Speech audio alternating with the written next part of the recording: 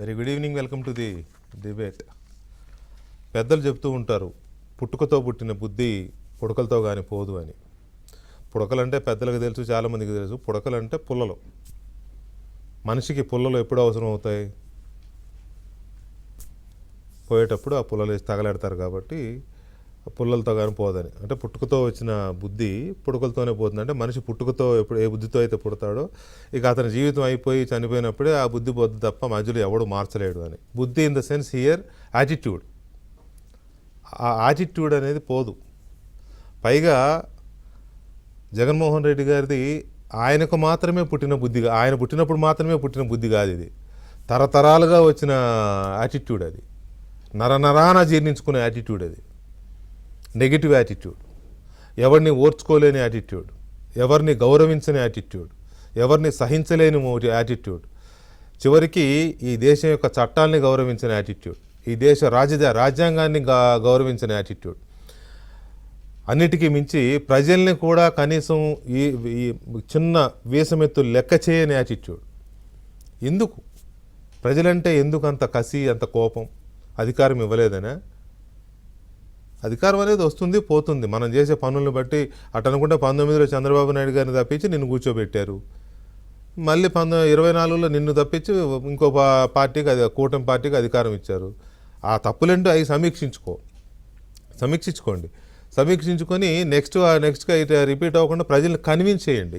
నేను ఈ తప్పులు చేశాను, ఇక మీద అలాంటి తప్పులు జరగవు, నేను రియలైజ్ అయ్యాను, ఇగో మా సైడ్ నుంచి జరిగిన తప్పులు ఇవి అది చెబితే ప్రజలు కన్విన్స్ అవుతారు ఖచ్చితంగా. అప్పుడు ఒక్క ఛాన్స్ అని అడిగావు కదా, ఈసారి మరో ఛాన్స్ కాకపోతే ఈ తప్పులు నేను చేశాను అడుగు. ప్రజలు కన్విన్స్ అయితే ఇస్తారేమో. అంతేగాని నాకు అధికారం ఇవ్వలేదని ప్రజల మీద విషం కాకుతాను, విషం చిమ్ముతాను, సమాజంలో ఒక అన్రెస్ట్, ఒక అశాంతిని క్రియేట్ చేస్తాను, మాట్లాడితే శాంతి భద్రతలు. మీరు గమనించండి, ఈ ప్రభుత్వం అధికారంలోకి వచ్చిన దగ్గర మొదలెట్టాడు చంద్రబాబు నాయుడు గారు ముఖ్యమంత్రిగా ప్రమాణ స్వీకారమైన వారం రోజులకే జగన్మోహన్ రెడ్డి మొదలెట్టాడు శాంతి భద్రతలు లేవని. అరే, ఎందుకు శాంతి భద్రతల అంశాన్ని ఎంచుకుంటున్నాడు జగన్మోహన్ రెడ్డి అంటే, శాంతి భద్రతలు లేవు, శాంతి భద్రతల పరిస్థితిని క్రియేట్ చేసేది ఆయనే. శాంతి భద్రతలకు విఘాతం కలిగించే విధంగా ఆ రకమైన సిచ్యువేషన్స్ క్రియేట్ చేసేది ఆయనే చేస్తాడు. మళ్ళీ శాంతి భద్రతలు లోపించాయి, శాంతి భద్రతలు లేవు ఈ రాష్ట్రంలో అని. దానివల్ల ఏంటంటే సహజంగానే ప్రభుత్వం మీద ఒక రకమైన ప్రెషర్ పెరుగుతుంది. ప్రెషర్ పెరిగి ఏదో అంటారు కదా, బ్రాహ్మణుడు మేకపిల్ల సామెత చెప్పినట్టు కుక్కపిల్లగా ఏదో సామెత చెప్తారు కదా, అట్లా ఒకదాన్ని 10 సార్లు మాట్లాడితే అది నిజమైపోద్దని ఆయన నమ్ముతున్నాడు. హిట్లర్ దగ్గర గోబెల్స్ ఎలా అయితే చేశాడో అలాగా. దాని తగ్గట్టు ఆయనకు ఒక రోత మీడియా ఒకటి ఉంది. ఆ రోత మీడియాకు ఉండాల్సిన బేసిక్స్ కూడా లేవు. మొత్తం కనీసం 100% మీడియా పాత్ర పక్కన పెడితే బేసిక్స్ కూడా పోషించరు అక్కడ. ఒక కరపత్రం కంటే దారుణంగా ఇది చేస్తూ ఉన్నారు. సో ఈ సిచ్యువేషన్లో ఎందుకు ఇంతగా జగన్మోహన్ రెడ్డి ఈ రకమైన పాత్ర పోషిస్తున్నాడు? మళ్ళీ మొదలెట్టాడు. 2014 నుంచి 2019 వరకు ఎలాంటి కుట్రలు, ఎలాంటి కుతంత్రాలు, ఎలాంటి హింస, ఎలాంటి అసత్య ప్రచారాలు ఎలాంటి అయితే చేశాడో మళ్ళీ ఇప్పుడు అదే. అఫ్కోర్స్ ఫర్ దట్ మ్యాటర్ 19 నుంచి 24 వరకు అధికారంలో ఉన్నప్పుడు కూడా ఒక ముఠాను తయారు చేశాడు. ఒక ముఠా, మేధావుల రూపంలో ఒక ముఠా, లేకపోతే ఇంకొక రూపంలో ఇంకొక ముఠా, అట్లా రకరకాల సెక్షన్స్ని తయారు చేసి ఈ ముఠాని జనం మీదకి వదిలాడు. వాళ్ళకి ఏముండదు, నెల జీతాలు వస్తాయి, ఆ జీతాలు తీసుకోవడం, ఉన్నది లేనిది తెలుగుదేశానికి వ్యతిరేకంగానో, చంద్రబాబు నాయుడుకి వ్యతిరేకంగానో, బీజేపీకి వ్యతిరేకంగానో, పవన్ కళ్యాణ్కి వ్యతిరేకంగానో ఊదరగొట్టి చంపేయడమే ఒకటే పని. అలా చేసి ప్రజల్లో ఒక రకమైన నెగిటివ్ ప్రచారాన్ని నింపాలి అనేది వాళ్ళ ఇది. కానీ ఇక్కడ జగన్మోహన్ రెడ్డి మర్చిపోతున్నది ఏంటంటే, 19 నుంచి 24 వరకు ఎంత నెగిటివిటీని తయారు చేసినా కూడా ప్రజలు విశ్వసించాల. ఎందుకంటే మనం చేసే పనులు, మనం చేసే ప్రచారం, మనం చేసే పనుల్ని దాచిపెట్టలేవు. నువ్వు బ్లేటెంట్గా, క్లియర్గా నీ చేసే తప్పుడు పనులు, నీ అసమర్థ పాలన ప్రజలకు అర్థమైపోయింది. ఇక నువ్వు ఎంత ప్రచారం చేసినా నీ రోత మీడియాలో ఎంత ఊదరగొట్టుకున్నా ప్రజలు దాన్ని నమ్మలేదు. అందుకే తీసి నేలకేసి కొడితే అక్కడ పడ్డారు వెళ్ళి. అయినా రియలైజ్ అవ్వాల. ప్రాబ్లం ఏంటంటే అయినా రియలైజ్ అవ్వాల. ఎందుకు వచ్చింది ఈ పరిస్థితి, ఎక్కడ మనం దెబ్బతిన్నాం, ఎక్కడ మనం తప్పు చేసాం, ప్రజలు మనకి ఎందుకు ఈ గుణపాఠం నేర్పారు, ఈ గుణపాఠం నుంచి నేర్చుకోవాల్సిన పాఠాలు ఏంటి, నెక్స్ట్ మనం ఎలా రివైవ్ అవ్వాలి, మళ్ళీ ఒక రాజకీయ పార్టీగా ఒక ప్రజానాయకుడిగా రూపాంతరం చెందాలి, మళ్ళీ మనం అధికారంలోకి రావాలంటే ఏం చేయాలి. అసలు నాకున్న అవగాహన మేరకు ఆంధ్రప్రదేశ్ ప్రజలు కలలో కూడా జగన్మోహన్ రెడ్డిని మళ్ళీ పాలకుడుగా ఊహించుకోవడానికి సిద్ధంగా లేరు. కలలో కూడా కనీసం ఆయనైనా కలలో అనుకోవాలి కదా, నేను మళ్ళీ ముఖ్యమంత్రిని అవ్వాలి, నేను మళ్ళీ ముఖ్యమంత్రిని అవ్వాలంటే నేను గతంలో చేసిన తప్పులేంటి, ఇప్పుడు చేయకుండా ఉండాలంటే ఏం చేయాలి, ప్రభుత్వాన్ని నిలదీయాలి, ప్రశ్నించాలి, అది చాలా కన్స్ట్రక్టివ్గా నిర్మాణాత్మకమైన విమర్శలు చేయాలి. ప్రజలు బాధ్యత అప్పచెప్పారు, ఒక ఎమ్మెల్యేగా నువ్వు అసెంబ్లీకి వెళ్ళు, ప్రజల తరపున మాట్లాడమని. నువ్వు అసెంబ్లీ ఎగ్గొట్టేసి ఇంట్లో కూర్చొని బెంగళూరులో కాసిన 10 రోజులు, తాడేపల్లిలో 10 రోజులు ఇలా ఉంటే ప్రజలు నిన్ను ఒక మాజీ ముఖ్యమంత్రిగానో ప్రతిపక్ష నాయకుడిగానో కాదు, అసలు లీడర్గానే యాక్సెప్ట్ చేయరు. ఇప్పటికీ ఆ స్టేజ్ వచ్చింది. ఎందుకు అది గ్రహించలేకపోతున్నారు జగన్మోహన్ రెడ్డి గారు అనేది నాకు అర్థం కావట్లా. ఇప్పుడు జరుగుతున్న ఈ పరిస్థితి చూస్తూ ఉంటే ఈయన కొంతమందిని తయారు చేసి మాజీ ఐఏఎస్లో ఒక 2-3 తయారు చేశాడు. ఈ 2-3 జగన్మోహన్ రెడ్డి నెక్స్ట్ చేయబోయే ఒక పెద్ద కుట్రకి వ్యూహరచన తయారు చేస్తున్నారు. వీళ్ళు స్క్రిప్ట్ అంతా వీళ్ళు రెడీ చేస్తున్నారు. ఐఏఎస్లు కదా, ఎలా చేస్తే బాగుంటుంది ఏంటని వాళ్ళకి తెలుసని జగన్మోహన్ రెడ్డి గారు నమ్ముతున్నాడు. నమ్మి వాళ్ళకి ఆ బాధ్యత తప్పు చెప్పాడు. వాళ్ళు ఏం చేస్తున్నారు, మీటింగ్లు పెడుతున్నారు లైక్ మైండెడ్ పీపుల్తో పెట్టి ఎలా చేయాలి, మనం ఎలా ప్రజల్లోకి ఈ ప్రభుత్వానికి వ్యతిరేకంగా ప్రచారం చేయాలి, దాన్ని మనం పావలా చేస్తే ఆ మిగతా 30 కంప్లీట్ చేసి సాక్షిలో ఎలాగ దాన్ని భూతద్దంలో చూపించే ప్రచారం. నాట్ ఓన్లీ సాక్షి, మేము చెప్తూ ఉంటాం కదా, నీలి మీడియాతో పాటు కూలి మీడియా కూడా ఉంది. వాళ్ళకి కూలిస్తే వాగే మీడియా కూడా ఉంది. సో ఆ మీడియాని దీన్ని ఉపయోగించుకొని ఎలా ఇది చేయాలి, దానికోసం ఒక 2 ఐఏఎస్లు, మెయిన్ ఒక ఐఏఎస్, ఆయనతో పాటు ఇంకొక ఐఏఎస్ని యాడ్ చేశారు మాజీలు. వాళ్ళతో పాటు ఇంకొంతమందిని యాడ్ చేసి ఒక ముఠాను తయారు చేశారు. మేధావుల ముసుగులో ఉండే ముఠా, ఇందాక నేను చెప్పాను కదా, ఆ ముఠాని దాన్ని ఆల్రెడీ ఇంతకుముందు పనిచేసిన ముఠాకి ఇంకో 2-3 యాడ్ అయినట్టున్నారు. వాళ్ళని తయారు చేశారు మంత్లీ ఇంతని. మేధావులు కాకుండా ఇంకో సెక్షన్ కూడా ఉంటారు, వాళ్ళని తయారు చేశారు. ఎలాగో సోషల్ మీడియా వాళ్ళకి కొంతమంది వెళ్ళిపోయారు, సైడ్ అయిపోయారు. కానీ కొంతమంది మాత్రం ఇంకా అట్టి పెట్టుకున్నారు, జీతాల కోసమో ఉద్యోగం పేరుతో బతకడం కోసమో పెట్టుకున్నట్టున్నారు. ఎనీవే, ఈ రకమైన కుట్ర జరుగుతున్నప్పుడు ఎందుకు ఇదంతా జగన్మోహన్ రెడ్డి చేస్తున్నారు అనేది ఇప్పుడు ప్రభుత్వం కానీ ప్రజలు కానీ చాలా అప్రమత్తంగా ఉండాలి. ఇక్కడ గమనించాల్సిన విషయం ఏంటంటే, పేరెందుకు కానీ ఒక ఉద్యోగ సంఘానికి సంబంధించిన ఒక నాయకుడు, ఆయనకు బాగా దగ్గరగా ఉండే నాయకుడు, ఆయనకి ఏదో ఎమ్మెల్సీనో ఎమ్మెల్యే టికెటో ఇస్తామని ఆశ పెడితే, ఇప్పుడు ఆయన మొత్తం సచివాలయంలో తనకుండే తనతో పనిచేసే కొంతమందిని పట్టుకొని ఏ డిపార్ట్మెంట్లో ఏం జరుగుతుందనే సమాచారాన్ని బయటికి తీసుకొచ్చి అది లీక్ చేయడం, ఇది ఒక రకంగా ఎంత దేశద్రోహం. ఇది ప్రభుత్వ అంతర్గత సమాచారాన్ని బయటికి తీసుకొచ్చే వాళ్ళు ఆ సంఘ నాయకుడికైనా లేకపోతే అతనితో కలిసి పనిచేసే వాళ్ళకైనా మరి ఇది చట్టం వ్యతిరేకం, ఇది నేరం అనే విషయం వాళ్ళకి అర్థమవుతుందా లేదా అనేది నాకు అర్థం కావట్లేదు ఫస్ట్ ఆఫ్ ఆల్. సో ఇవన్నీ చూస్తున్నప్పుడు ఈ కుట్రలన్నీ ఒక్కొక్కటి పేరుకుపోతున్నాయి. మరి ఇది ప్రభుత్వం గమనిస్తోందా లేదా, గమనించాల్సిన అవసరం ఉందా లేదా అనేది ఒక పాయింట్. ప్రజలు మాత్రం అప్రమత్తం అయితే సరిపోదు, ప్రజలు తిప్పికొట్టాల్సిన అవసరం ఉంది. ఉదాహరణకి మొన్న మధ్య శ్రీలంక అధ్యక్షుడి ఇంటి మీద దాడి చేసి ప్రజలంతా దాడి చేసి ఏం చేశారు, ఆయన సముద్ర మార్గాన్ని పారిపోయాడు కదా, పారిపోయినాక ఇంట్లో దొరికి సోఫాలు గీఫాలు అన్నీ ఎవడో దొరికింది ఆడు ఎత్తుకుపోయారు శ్రీలంక అధ్యక్షుడి ఇంట్లో. అలాగే మొన్న బంగ్లాదేశ్ షేక్ హసీనా, ఆమె పారిపోతే ఆమె ఇంటి మీద కూడా ఇలాగే దాడి చేసి ఎవడు దోసింది ఆడు ఎత్తుకుపోయారు. కుర్చీలు, సోఫాలు, ప్లేట్లు, తపేళాలు అన్నీ ఎవడు దోసింది ఆడు ఎత్తుకుపోయారు. ఆ తర్వాత గడాఫీ పరిస్థితి ఏమైంది, తూమ్లో దాక్కుంటే లాక్కొచ్చి చంపేశారు.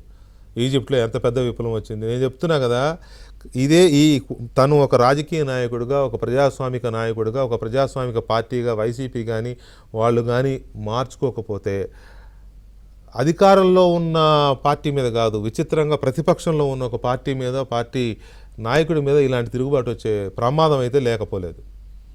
ప్రజలు ఆ రకంగా విసిగిపోతే అలాంటి ప్రమాదం ఉంటుంది. మరి ప్రజలు ఆ రేంజ్కి వస్తున్నారు. అలాంటి చర్చ జరుగుతోంది, ఎందుకు ఇంత ఈయన ఇట్లా తయారయ్యాడని.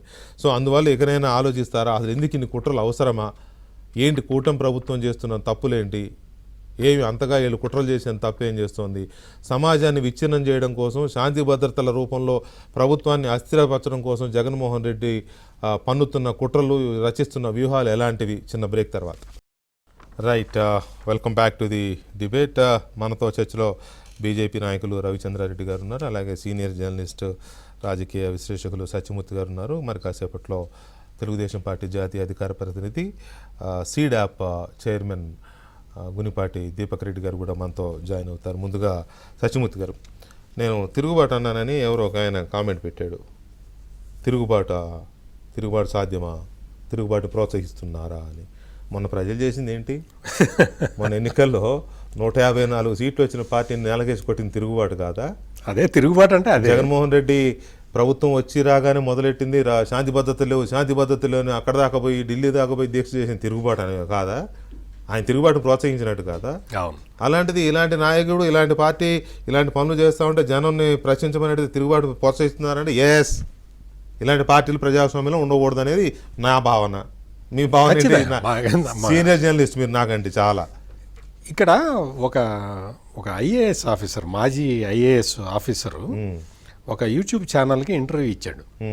ఇచ్చి ఏం చెప్పాడంటే, జగన్మోహన్ రెడ్డి సంక్షేమ పథకాలు అమలు చెయ్యలేకపోవటం వల్ల ఓడిపోలేదు, జగన్మోహన్ రెడ్డిని చూసి ప్రజలు భయపడ్డారు, ప్రజలకి ఆ భయం కల్పించాడు జగన్మోహన్ రెడ్డి, అది అందువల్ల ఓట్లు వేయలేదు అని చెప్పి ఆ మాజీ ఐఏఎస్ అక్కడే పనిచేసాడు. ఆ పక్కనే పని కూర్చున్నాడు, ఈ చెయ్యి పక్కనే ఉన్నాడు, జగన్మోహన్ రెడ్డికి ఈ చెయ్యి పక్కనే ఉన్నాడు. ఆయన వచ్చి జగన్మోహన్ రెడ్డిని చూసి ప్రజలు భయపడ్డారు, అందుకు ఓట్లు వేయలేదనే ఒక కొత్త థియరీని తీసుకొస్తున్నాడు. జగన్మోహన్ రెడ్డిని చూసి భయపడటం ఏంటి? ప్రజలు ఒక నాయకుడిని ప్రేమిస్తారా, భయపడతారా? ప్రేమించాలి కదా. మరి భయపడ్డారు అని చెప్పి ఆయన కుడి చేయిలాగా పనిచేసిన ఒక మాజీ ఐఏఎస్ ఆఫీసర్ వచ్చి బయటికి వచ్చి చెబుతూ ఉంటే, నువ్వు అక్కడే ఉన్నావు కదా, పోనీ నీకు ఈ థియరీ తెలుసు కదా, నువ్వు చెప్పొచ్చు కదా, జగన్మోహన్ రెడ్డి నేను చూసి భయపడుతున్నారా ప్రజలు? ఆయనకేం భయం ఉందో చెప్పడానికి. అదే అలాంటి భయపెట్టే నాయకుడు మీ తిరుగుబాటు రాక ఏమవుద్ది? తిరుగుబాటు రాక ఏమవుతుంది? అట్లా ప్రజల్ని భయపెట్టే నాయకుడి మీద ప్రజలు తిరుగుబాటు చెయ్యకుండా ఉంటారా? చేశారు, ఆల్రెడీ చేశారు. ఇప్పుడు జరుగుతున్నది కూడా, ఇప్పుడు మీరు చూడండి వెంకటకృష్ణ గారు, మొత్తం ఇక్కడ జరుగుతున్న వాళ్ళు చేస్తున్న ప్రచారం చూస్తే ఎంత ప్రచారం చేస్తున్నారంటే, ప్రధానమంత్రి నరేంద్ర మోడీ ఆంధ్రప్రదేశ్లో అదేదో పునర్నిర్మాణ కార్యక్రమాన్ని ఏదో శంకుస్థాపన చేద్దామని వచ్చాడు. ఆయన ఇంకా గన్నవరం ఎయిర్పోర్ట్కి కూడా రాలేదు. అప్పుడే ఒక మహిళ వచ్చేసి డస్ట్బిన్లో ఉన్న ఒక డబ్బా తీసి చూపించి, మాకు ఇక్కడ అన్నము నీళ్లు లేవు, మమ్మల్ని ఈ ప్రభుత్వం వేధిస్తున్నది అని చెబితే, ఆమెని 3 యాంగిల్స్ నుంచి కెమెరాలు షూట్ చేసినాయి. అదేంటో వాళ్ళకే కనపడింది, వాళ్ళకే. వేరే జనం ఉన్నారంటే వేరే చెట్టు దగ్గర ఇద్దరు ఉంటారు, వాళ్ళని 3 యాంగిల్స్ లో కెమెరా పెట్టి షూట్ చేసి, దాన్ని అసలు ఇంకా నరేంద్ర మోడీ ఇంకా అడుగు కూడా పెట్టలే, గన్నవరం ఎయిర్పోర్ట్ కూడా దిగక ముందరే ప్రచారం చేశారు. ప్రచారం చేస్తే ఏమైంది, అక్కడికి మనుషులు రావటం ఆగిపోయిందా? అలాంటి ఏమైనా వేరే వీడియోలు ఉన్నాయంటే లేవు, అదొక్కటే. అంటే ఇంత ఉత్సాహికుడు చేయించాడు, ఇంత విష ప్రచారం. ఇంకొక ఆయన ఉంటాడు, ఒక యూట్యూబ్ ఛానల్ నడుపుతాడు, ఆయన అమరావతి గురించి చెప్తుంటాడు, మళ్ళీ కడతారట, మళ్ళీ పునర్నిర్మిస్తారట, అదిట ఇదిట అని చెప్పి చెప్తూ ఉంటే, కింద ఎక్కడో బంగ్లాదేశ్లో వచ్చిన వరదల వీడియోలు వేస్తూ ఉంటారు అనమాట. ఆయన పైన చెప్తూ ఉంటాడు, కింద వేస్తూ ఉంటారు. అంటే అది చూసి ప్రజలు ఒక రియాక్షన్ ఇవ్వాలి అని. ఎవరన్నా ఇస్తారా? ఎవరిని ఇచ్చారా? ఇస్తే ఏమైంది? ఇస్తే అయ్యేది, అలా అయ్యేది 11కు వచ్చేది కాదు కదా. అంటే ఈ తరహాలో వాళ్ళు చేస్తున్న ప్రచారం అండి, నిజంగా అంటే దాన్ని వాళ్ళు ఏమనుకుంటున్నారు, అసలు అసహ్యం పుడుతున్నది. అసహ్యమే. ఆ ఉర్సా క్లస్టర్స్ గురించి మాట్లాడారు వెంకటకృష్ణ. 99 పైసలకి ఇచ్చారు, 99 పైసలకి ఇచ్చారని చెప్పి వైఎస్ఆర్ కాంగ్రెస్ పార్టీ అధికార ప్రతినిధి కూడా చెప్పాడు. ఆ మాట కట్టుబడి ఉన్నారా? తెలుగుదేశం వాళ్ళు వచ్చి అడిగారు, అవును. దానికి సంబంధించిన జీవో ఏదైనా ఉంటే చూపించండి, ఉర్సా క్లస్టర్స్కి మేము ఎంతకి ఇచ్చామో చెప్తామని చెప్పారు. అవును. ఉర్సా క్లస్టర్స్కి ఇచ్చింది ఏంటి, కొంత ల్యాండ్ ₹1,00,00,000కి, కొంత ల్యాండ్ 50 లక్షలకి ఇచ్చారు, 99 పైసలకి అని చెప్పారు. ఇప్పుడు చెప్పడం మానేశారు, మీరు గమనించండి. ఎందుకంటే వాళ్ళే బయటకు వచ్చి చెప్పారు కదా మేము ఇంత కట్టామని. ఇంత కట్టామని. అంటే ఇటువంటి అబద్ధపు ప్రచారాలతోటి నువ్వు ఎంతకాలం ప్రజల్ని అంటే నువ్వు ఆకట్టుకుంటున్నాను అనుకుంటున్నావు, కానీ ఆకట్టుకోవటం కాదది, అది వికటిస్తున్నది. ప్రజలందరూ కూడా ఇప్పటికీ అసహించుకుంటున్నారు. జగన్మోహన్ రెడ్డి అధికారంలో ఉన్నప్పుడు ఆ ఐఏఎస్ ఆఫీసర్ చెప్పిన విధంగా, అసలు యాక్చువల్గా ఐఏఎస్ ఆఫీసర్ చెప్పిన, ఆ మాజీ ఐఏఎస్ ఆఫీసర్ చెప్పిన విషయాల్ని మొత్తం అందరూ ఆంధ్రప్రదేశ్ ప్రజలందరికీ చూపించాలి. నిజమే. ఆ యూట్యూబ్ ఛానల్కి అంత వ్యూవర్షిప్ లేదు, కానీ మామూలుగా అయితే అందరికీ చూపించాలి. ఇగో జగన్మోహన్ రెడ్డి ప్రజల్ని భయపెట్టాడు, జగన్మోహన్ రెడ్డి ప్రజల్ని భయపెట్టాడు. జగన్మోహన్ రెడ్డిని చూసి ప్రజలు భయపడటం ఏంటి అసలు? అంటే నువ్వు చేసిన పనులు ఆ స్థాయిలో ఉన్నాయి. ఆ స్థాయిలో నువ్వు పనులు చేసిన వ్యక్తివి ఈ రోజునొచ్చి ఈ రోజుకి అబద్ధాలే. మీకు నీతి ఆయోగ్ మొన్న ఒక రిపోర్ట్ ఇచ్చింది, వృద్ధి రేటు పెరిగిందయా 2వ ప్లేస్లో ఉందని ఓ రిపోర్ట్ ఇస్తే, ఆ రిపోర్టు ఇంకా అట్లా వచ్చింది, అప్పుడప్పుడే వచ్చింది. వృద్ధి రేటులో పతనం అయిపోయిన ఆంధ్రప్రదేశ్ అని ప్రచారం మొదలుపెట్టారు. ఎట్లా మొదలు పెడతా? నీకు అథెంటిసిటీ ఏముంది? నీకు ఏవి అథెంటిక్ ఇన్ఫర్మేషన్ నీకు వచ్చిందని చెప్తారు అంతే. ఎందుకు అంటే అది రేపొద్దున అన్ని పేపర్లు పబ్లిష్ చేస్తాయి కదా. ఆంధ్రప్రదేశ్లో వృద్ధి రేటు పెరిగింది, అందుకని ముందర ఇది వేసేస్తే మెయిన్ మీడియాని కూడా, అంటే ప్రధాన స్రవంతి మీడియాని కూడా ఇన్ఫ్లుయెన్స్ చేసే రీతిలో వీళ్ళు ప్రవర్తిస్తూ ఉన్నారు. రవిచంద్ర రెడ్డి గారు, తెలిసి కూడా జనాన్ని మనం ఎంతో కాలం మభ్యపెట్టలేము అని తెలిసి కూడా ఈ రకమైన విషం చిమ్మే ప్రయత్నాల్ని మీరు అక్కడ ఉండి చూశారు కదా కొంతకాలం. ఎందుకు ఆయన దాన్నే నమ్ముకుంటాడు? ఆల్రెడీ 2 సార్లు దెబ్బడిపోయింది, 2 సార్లు దెబ్బపడింది కదా, అయినా ఎందుకు మళ్ళీ దాన్నే నమ్ముకున్నాడు? వేరే ప్రజాస్వామ్యయుతంగా ఒక నిర్మాణాత్మకమైన ప్రతిపక్ష పార్టీగా ఎందుకు ఉండాలనుకోవట్లేదు ఆయన? నమస్కారం వెంకటకృష్ణ గారు, మీకు సత్యమూర్తి గారికి, ఏబిఎన్ ప్రేక్షకులకి, అలాగే జాయిన్ అవుతున్న దీపక్ రెడ్డి గారికి నమస్కారం. నమస్తే అండి. మనము ఏది కూడా ప్రతిపక్ష నాయకుడైనంత మాత్రాన పాజిటివ్గానే స్పందించాలని ఎక్కడ లేదు. ఆంధ్రప్రదేశ్ రాజకీయాల వరకు చూస్తే ప్రతిపక్షం అంటేనే తిరిగి అధికారంలోకి రావడానికి డే 1 నుంచి ప్రయత్నం చేయాలనే కసి, పట్టుదల ఉంటే ఉండొచ్చు, తప్పలేదు. క్యాడర్కి ధైర్యం కల్పించాలి, చేయొచ్చు. కేసుల్లో ఇరుక్కున్న వాళ్ళని కాపాడుకోవచ్చు. కానీ జరుగుతున్న తంతంతా కూడా మీరు గమనించండి. ఐప్యాక్ రాజకీయం అనేది ఆంధ్రప్రదేశ్లో వికృత రూపం దాల్చింది. ఆ రోజున ఐప్యాక్ రాజకీయము, కుట్రలు, లేకపోతే దానికి సంబంధించిన మ్యాప్ ఏదైతే తయారు చేస్తున్నారో మళ్ళీ ఐప్యాక్ ప్రవేశించింది అనేది 100% వాస్తవం.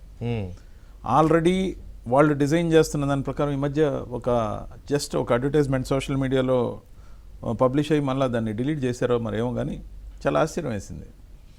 ఒక వ్యక్తి పెయింట్ షాప్ ముందు నుంచి పోతుంటాడు, ఆ వ్యక్తి తెలుగుదేశం జెండా కనిపిస్తే ఉమ్మి ఊసినట్టు, తర్వాత జనసేన జెండా పెడితే ఉమ్మి ఊసినట్టు, అంటే ఆ పెయింట్ అంగడి గోడ మీద, తర్వాత వైసీపీ జెండా కనపడంగానే సెల్యూట్ కొట్టినట్టు. ఇలాంటి క్రియేషన్స్ అన్నిటికీ కారణం సోకాల్డ్ ఏజెన్సీయే. ఈ ఏజెన్సీ వాళ్ళు మాస్ కమ్యూనికేషన్లో ఎంబీఏలు లేకపోతే రకరకాల సర్టిఫికేట్లు ఐఏఎంలని తీసుకొని వాళ్ళందరూ హైర్ బేసిస్లో కార్యకర్తల్ని గాలికి వదిలేసి వాళ్ళకి అగ్రతామూలం ఇచ్చి, పోయినసారి నట్టేట్లో ఏదైతే మునిగిందో ఆ పార్టీ, వాళ్ళనే డిస్కౌంట్లో మళ్ళీ తెచ్చుకున్నట్టు కనపడుతుంది. దాంతోపాటు ఇక్కడ చంద్రబాబు నాయుడు గారు ఒక మంత్రి పదవిని ఖాళీ పెట్టారు. అవును, బహుశా ఇలాంటి కుట్రల్ని ఛేదించడం కోసం, రాష్ట్రానికి చేసే పనులు చేస్తూనే ఒక మంత్రి పదవిని సపరేట్గా ప్రజల కోసం, ప్రజా సంక్షేమం లేకపోతే ప్రభుత్వ ప్రజల భద్రత కోసం, ప్రజల యొక్క సమస్యలను సాల్వ్ చేయడం కోసం, మరి ఇండైరెక్ట్గా అయితే బ్యాక్డోర్లో ప్రతిపక్షాన్ని కాపలా గాయడం కోసం కూడా దాన్ని నిర్దేశించి ఒక మంత్రి పదవి పెట్టాల్సిన అవసరం ఉంది. ఎందుకంటే రాష్ట్రంలో అభివృద్ధి జరగాలంటే ప్రతిపక్షాలు కూడా ఒక చేయి వేయాలి, లేదంటే ఒక మాట అనుకూలంగా మాట్లాడాలి. అప్పుడే ఆంధ్రప్రదేశ్ యొక్క బ్రాండ్ అనేది ఏదైతే ఉందో ఆ బ్రాండ్ వాల్యూ, అది రాజధాని అమరావతి కావచ్చు, లేకపోతే ఇంకోటి కావచ్చు, ఇంకో మంచి కార్యక్రమం కావచ్చు, ఏ ఒక్క మంచి కార్యక్రమాన్ని ఎవ్వరు కూడా దాని గురించి చెడుగా మాట్లాడకపోయినా పర్లేదు, కానీ మంచిగా ఒక్క మాట కూడా చెప్పడానికి మొహమాటం అడ్డు వస్తుంది. పూర్తి రాజకీయం మాత్రమే మనల్ని కమ్మేస్తుందంటే అది నిజంగా ఆలోచించాల్సిన విషయం. ఈరోజు అవునన్నా కాదన్నా ఆంధ్రప్రదేశ్లో కొన్ని రాజకీయ పార్టీలు ఉన్నాయి. అవి కమ్యూనిస్ట్ పార్టీలు కావచ్చు, కాంగ్రెస్ పార్టీ కావచ్చు, మరి వైఎస్ఆర్ కాంగ్రెస్ పార్టీ కావచ్చు. అవును. మరి వైఎస్ఆర్ కాంగ్రెస్ పార్టీ ఒక్కటే ఎందుకు ప్రతిపక్షంగా లెక్కేయాలి? ఎందుకు లెక్కేయాలంటే, ఒకటి వైఎస్ఆర్ తనయుడుగా ఆయనకి ఇంకా కొనసాగుతున్న అంతో ఇంతో ఉన్న చరిష్మా, ఆ రోజు ఇచ్చిన స్కీములు ఉంటే, రెండవది అత్యంత బలీయంగా ఆర్థికంగా నాయకుడు బలంగా ఉండడం. ఇక్కడ నాయకుడు అనుకుంటే ఒక హెలికాప్టర్ తీసుకొని శ్రీకాకుళంలో దిగ్గలడు, అనంతపూర్లో దిగ్గలడు, లేకపోతే ఇంకెక్కడికైనా వెళ్ళగలడు, స్పెషల్ ఫ్లైట్లో వెళ్ళగలడు. అవును. పైగా తాను స్థాపించిన పార్టీ, తానే అధ్యక్షుడిగా ఉన్న పార్టీ కాబట్టి ఆర్థిక వెసులుబాటు, కంట్రోల్ అంతా కూడా ఆయన చేతిలోనే ఉంటుంది. కాబట్టి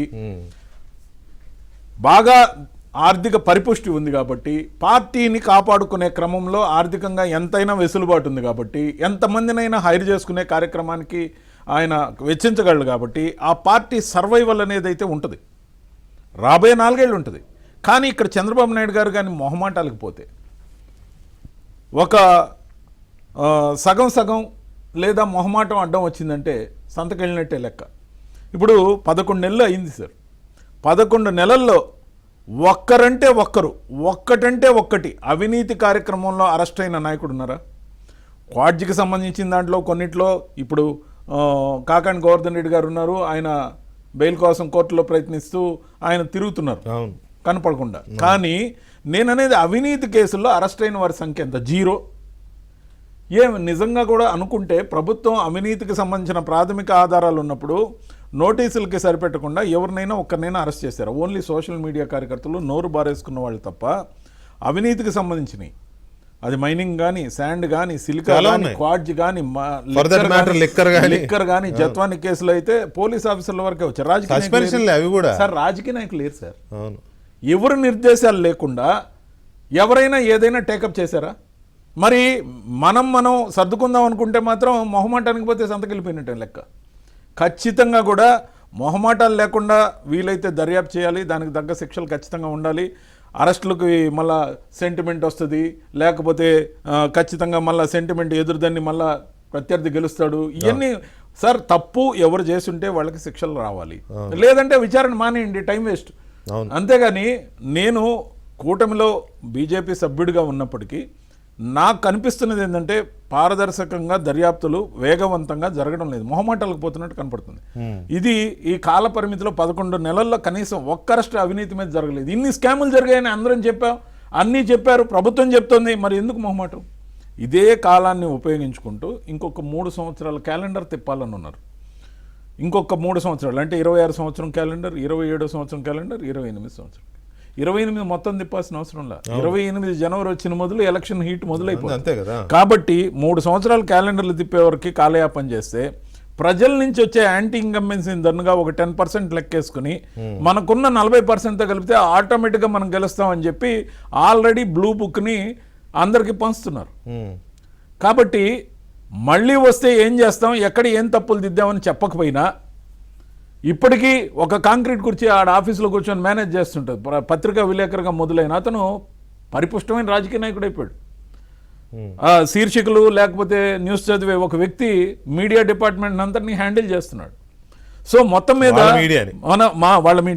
వాళ్ళ మీడియాని హ్యాండిల్ చేస్తున్నప్పుడు ఎప్పుడైనా నాలాంటి వాళ్ళు విమర్శించారనుకోండి, అతన్ని పార్టీ జనరల్ సెక్రటరీ కూడా చేస్తారు. కార్యకర్తల నుంచి వచ్చి చేస్తారంటే ఎవరన్నా విమర్శిస్తే వాళ్ళ ప్రమోషన్. నేను మామూలుగా ఇంటర్నల్గా విభేదించినప్పుడు కూడా చెప్పింది ఏంటంటే, నువ్వు బయట విమర్శించు, మాకు ప్రమోషన్లు వస్తాయని కూడా చెప్పినారు. కాబట్టి ఖచ్చితంగా కూడా నేను విమర్శించిన మరుక్షణం ప్రమోషన్లు వచ్చినాయి. ఇంకపోతే పాత చింతకాయ పచ్చడి సిద్ధాంతాలు ఈరోజు మీరు గమనించండి. దేశంలో ఈరోజు 2013లో వచ్చిన ఒక దుర్మార్గమైన బిల్లు ఏదైతే వచ్చిందో వక్ఫ్ బోర్డు సవరణకు సంబంధించి చంద్రబాబు నాయుడు గారు దాని గురించి అర్థం చేసుకున్నారు, మద్దతు ఇచ్చారు. కానీ జగన్మోహన్ రెడ్డి గారు మైనారిటీ ఓట్ బ్యాంక్ కోసం డబుల్ గేమ్ ఆడటంతో పాటు మిథున్ రెడ్డి గారు పార్లమెంట్లో ఏం చెప్తారు, వాళ్ళ ఓటు బ్యాంక్ కోసం మేము కట్టుబడి ఉన్నాం అంటే, వాళ్ళు ఓటు బ్యాంక్ కోసం కట్టుబడి ఉంటే మిగతా 85% పోయినా పర్వాలే వాళ్ళకి. కానీ మరుసటి రోజు ఈ మాట నేను అన్న తర్వాత వెంటనే హిందూ ధర్మ పరిరక్షకుడుగా 5 పోస్టర్లు డిజైన్ చేసి, అది ఎందుకు వచ్చింది? ఒక ఇంటర్వ్యూలో మనం హిందువుల ఓట్లు ఇంకా అడగాల్సిన అర్హత కోల్పోతుంది అనగానే వెంటనే ధర్మ పరిరక్షకుడుగా పోస్టర్లు దించారు. ఇవన్నీ కూడా ఈ ఆర్కెస్ట్రా అంతటి కారణం ఈవెంట్ మేనేజ్మెంట్ సంస్థ. ఈ రాష్ట్రంలో ఆంధ్రప్రదేశ్లో విధ్వంసం జరగకూడదు అనుకుంటే, ప్రతిపక్షం చేసే వికృతమైన కుట్రలకు పాల్పడకూడదు అనుకుంటే ఇంటెలిజెన్స్ ఉంది, సంబంధిత అధికారులు ఉన్నారు, అందరూ కూడా ఇలాంటి ఏజెన్సీలకు సంబంధించిన వాళ్ళని ముందు పికప్ చేయాలి, గట్టిగా ఉండాలి, పికప్ చేయాలి, వాళ్ళని ఎత్తుకోవాలి సార్. వాళ్ళని అంటే కుట్రలకి, కుతంత్రాలకి, నీచమైన అడ్వర్టైజ్మెంట్లకి, వాటికి సంబంధించిన యాడ్లతో పాటు భావజాలానికి, లేకపోతే దుష్ప్రచారానికి, వీటన్నిటికీ కార్యనిర్దేశం చేస్తున్న ఏజెన్సీలకు సంబంధించిన వ్యక్తులను ఎత్తుకొని వచ్చారు అనుకోండి, ఇంటెలిజెన్స్ ఉంది వాళ్ళ దగ్గర, సమాచారం ఏ రకమైన భావజాలాన్ని అయితే ఇమీడియట్గా అరెస్ట్ చేయాలో, ఎలాంటి వ్యక్తుల్ని ఐడెంటిఫై చేసి వాళ్ళ మీద యాక్షన్ తీసుకోవాలి. తర్వాత జగన్మోహన్ రెడ్డి ఎజెండా ఫిక్స్ చేయబోతున్నాడు, అర్థమైపోతుంది. అది రకరకాల ఇష్యూస్ని బేస్ చేసుకుని ఒక కుట్ర రచన జరుగుతోంది. అది అతని టార్గెట్ ఏంటంటే రాష్ట్రంలో ఒక అలజడి క్రియేట్ చేయాలి, ఒక అన్రెస్ట్ క్రియేట్ చేయాలి. కూటమి ప్రభుత్వం హయాంలో లా అండ్ ఆర్డర్ లేదనేదే మెయిన్గా ప్రొజెక్ట్ చేయాలనే ఒక చాలా ఎజెండాతో ముందుకెళ్తున్నట్టు కనపడతా ఉంది. ఎందుకంటే ప్రభుత్వం దగ్గర పెద్దగా ఎత్తి చూపడానికి తప్పులేం లేవు, ఆయన ఎత్తి చూపడానికి. అందుకని ఈ రకమైన బ్యాక్ స్టాబింగ్లోకి వచ్చే దీంట్లో ఉన్నాడు. కాబట్టి ప్రభుత్వం ఏం చేస్తోంది, ముఖ్యమంత్రి గారి ఇంటెలిజెన్స్ ఎలా ఉంది. తర్వాత నిన్న ముఖ్యమంత్రి గారు మాట్లాడుతూ పార్టీ నాయకుల కార్యక్రమంలో విష ప్రచారాన్ని, చౌకబారు విమర్శల్ని తిప్పికొట్టండి అని ఒక పిలుపునిచ్చారు. చౌకబారు విమర్శలు, విష ప్రచారం కాదు, ఇది ఏకంగా కుట్ర అవుతోంది. దీపక్ రెడ్డి గారు బాగా గమనిస్తే చాలా పెద్ద ఎత్తున కుట్రల రచన జరుగుతోంది. ఈ కుట్రల రచనని గమనించింది ఆ ప్రభుత్వం. దీన్ని ఎలా తిప్పికొట్టబోతోంది, తిప్పికొట్టకపోతే ఎలాంటి ప్రమాదం ఉంది. చిన్న బ్రేక్ తర్వాత తీసుకుంటానండి please. Right, welcome back to the debate. Deepak Reddy గారు నమస్తే అండి. నమస్కారం అండి. దీపక్ రెడ్డి గారు, చంద్రబాబు నాయుడు గారు చెప్పారు చౌకబారు విమర్శల్ని, విష ప్రచారాలని తిప్పికొట్టండి అని మీ అందరికీ కాల్ ఇచ్చారు. రైట్, బాగానే ఉంది. కానీ జరుగుతున్నది విష ప్రచారాలు, విమర్శలు కాదండి, ఏకంగా కుట్రే జరుగుతోంది. బిగ్ కాన్స్పిరసీ, హైదరాబాద్ కేంద్రంగా కాన్స్పిరసీ జరుగుతోంది. ఇంకా ఇదేంటంటే ఆరితేరి కాకలు తీరిన రిటైర్డ్ ఐఏఎస్ని పెట్టి నడిపిస్తున్నాడు ఆయన వ్యూహరచన. సో దీన్ని ఎందుకని ఎందుకని సీరియస్గా తీసుకోలేకపోతున్నారు, లేకపోతే ఏంటి, దీన్ని పసిగట్టారు అసలు? అఫ్కోర్స్ ఇవాళ ఆంధ్రజ్యోతిలో వచ్చింది కాబట్టి పసిగట్టే ఉంటారు, కానీ మామూలుగా ఇన్ని రోజులు వైసీపీ పార్టీని చూసిన తర్వాత ఖచ్చితంగా తత్వం అందరికీ తెలుసు. మీరు చూస్తే కులము, మతము, శవము రాజకీయాలు ఇన్ని రోజులు చేస్తూ అసత్యాలు, దోపిడీ అనే పునాదుల పైన నిలిచిన పార్టీ వైసీపీ అని మనం అనుకుంటున్నాం. అది వాస్తవం. కానీ ఈ రోజు ఒక కొత్త డెఫినేషన్ చెప్పాలనుకుంటున్నాను. వైఎస్ఆర్ సిపి అని అంటే ఎప్పుడు సత్యము రాయని చెప్పని పార్టీ వైఎస్ఆర్ సిపి అని అంటే. ఇది వాస్తవం అండి. చంద్రబాబు నాయుడు గారి పైన మీరు గతంలో చూస్తే వ్యవసాయం దండగా అని చెప్పి అన్నారు అని అంటే ఈ చిల్లర్ కామెంట్స్ లేని పట్టించుకోలే గతంలో. అదే డ్యామేజ్ అయింది తర్వాత మీరు చూస్తే. మేము ఛాలెంజ్ కూడా చేసినాం కొన్ని రోజుల తర్వాత, వీళ్ళు ఇదే దుష్ప్రచారం చేస్తున్నారు కదా, ఒక్క రుజువు చూపిండి అని అంటే చూపించలేకపోయినారు, ఒక్క వీడియో ఫుటేజ్ చూపిండి అని అంటే చూపించలేకపోయినారు. అదే విధంగా పింక్ డైమండ్ అని చెప్పినారు.